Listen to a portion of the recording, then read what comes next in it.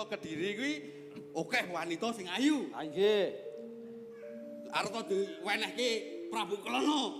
Ah, mekaten. Ning ngene. Sing bisa nggo nambak ruwet rentenge ana ing Bandar Samudra kuwi ora enek Kediri, nanging ana Jenggala. Ya Galuh Candra Kirana.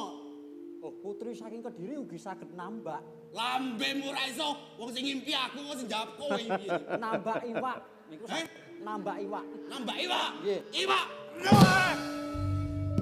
Wah, gawe tak dakane. Ayo. Yen pancen kaya ngono ketokno. Prajurit maju. Maju.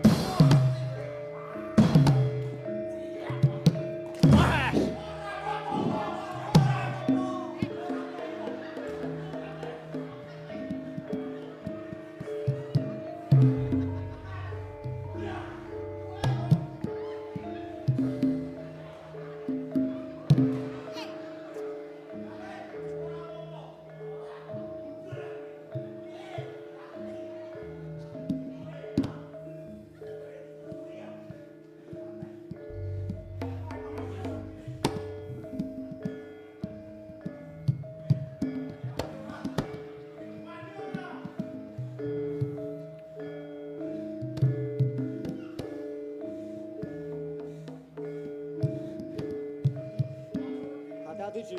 Cara pas.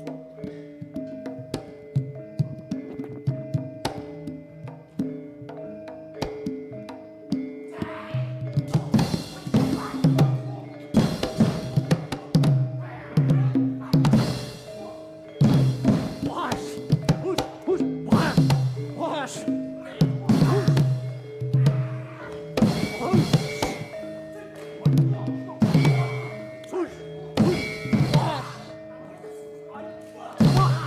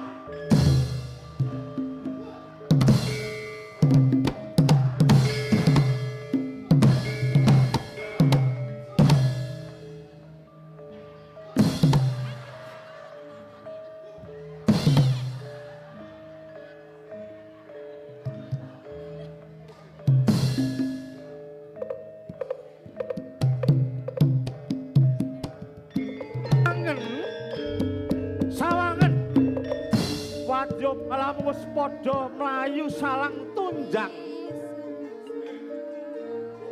Ih, Prabu Klana. Kabeh para prajuritku padha sanjang. Genah seneng. Boten enten dagelan apa? Boten enten dagel. Tak ladeni sak karepmu, Prabu Klana. Babo, babo.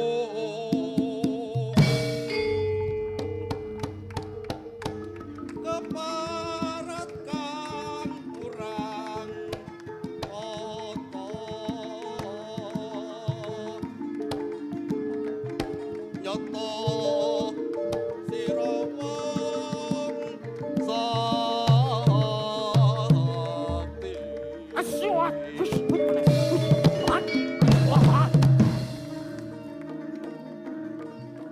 Tanding Prabu Klana.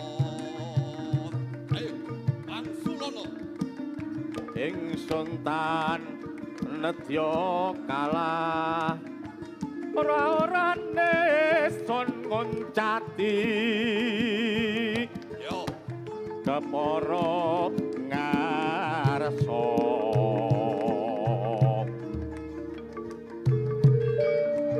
Tan urung tekeng pati.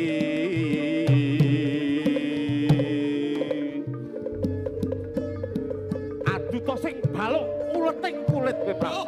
Hus, hus, hus, hus, hus. Ayan. Hus, hus, hus, hus, hus, hus, hus. woi, Hus, wah. Hus, hus, hus, hus, hus, hus, hus, hus.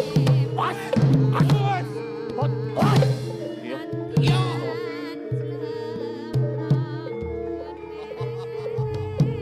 Ayo, Sultan. Iya. Iso girang-girang gumuyu kowe. Hus, at. Hus, hus, hus, hus, hus, hus. Hus, hus, hus, hus, hus. As, hus, hus, hus, hus.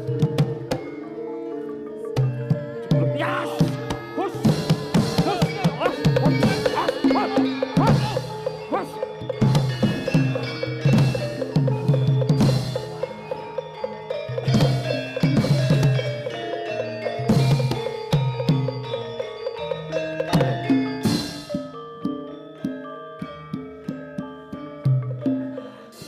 Yayi Carangwaspa lan Sira Gunung Sari.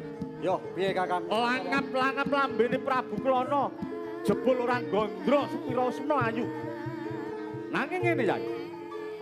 Iki bakal bondo kalani.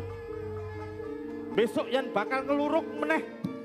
Aja nganti pegating kaprayetan mula prajuritmu dirapeti jejaga ning tapel watesing Praja Jenggala Yayi. Ngestoke dawuhmu Kakang Mas Kartolo. Ngono. Banjur saiki kudu piye Kakang? Yo, saiki awake dhewe bali nanging ngrekake para prajurit supaya baris pendem. Oh yen kaya mangkono, ayo tak derekke Kakang. Ayo. Mas Kartolo. Matur kalawan Kanjeng Rama.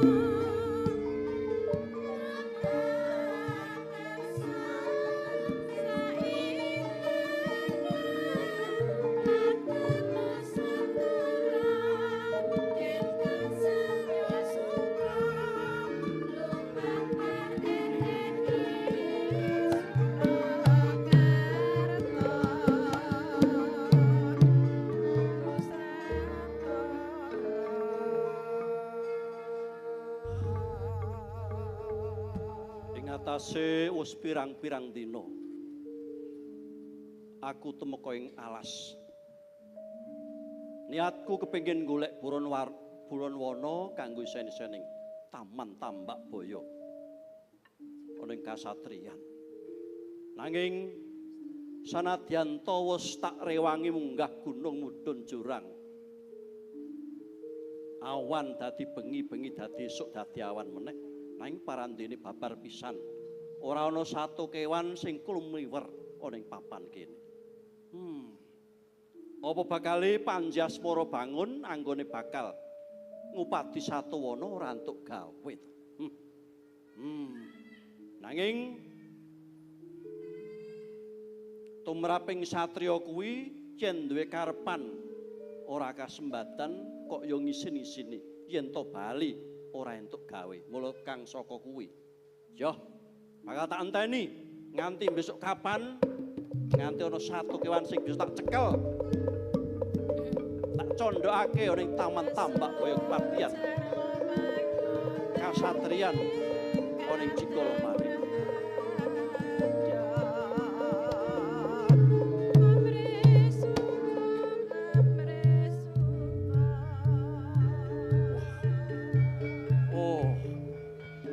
Sajake ora kena den rasani. Sause pirang-pirang dina aku golek kewan ana kumure satu Saredula manuta. Manuta ge tak cekel bakal tak papanake ana ing Taman Tambak Baya ya kasatriyan ana ing Cikolomane. Nutut ya. Manuta tak mulyakake, tak papanake ana ing taman kanggo eden-eden senengake karo aku Yai Sekartaji.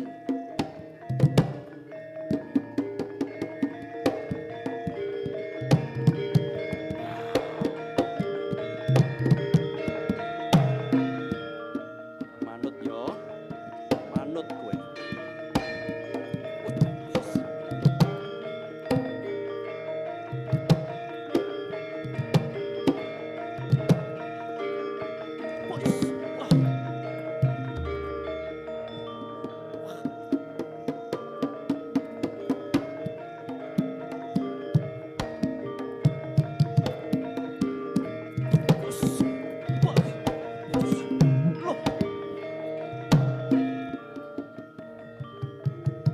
Sajake aku kudu nggunakake tenaga.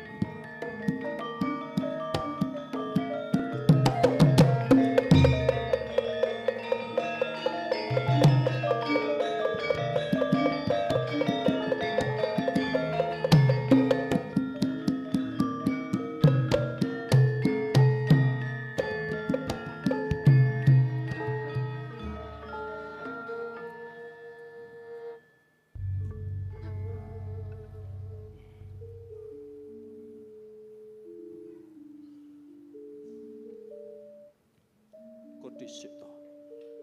Aku iki janjane ngimpi apa kasunyatan.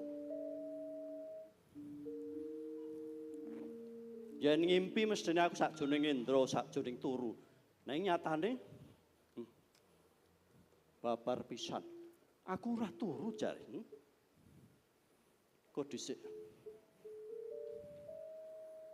Kisana. Nggih, Raden. Kowe kuwi sapa? Apa kowe kelabu wadya balane Saradula iki mau? No, mboten.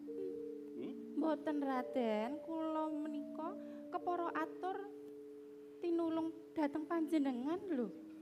Kowe sing mitulungi aku. Nggih kula. Loh, Saradula sing ruket karo iki mau bakal tak cekel, mberot nganti aku ditingkes. Sing mitulungi kowe to? Inggih Raden, menika kula. Oh. Ing atase wanitya ana tengah alas ana wadya kok. Ayu menik-menik kaya ngene.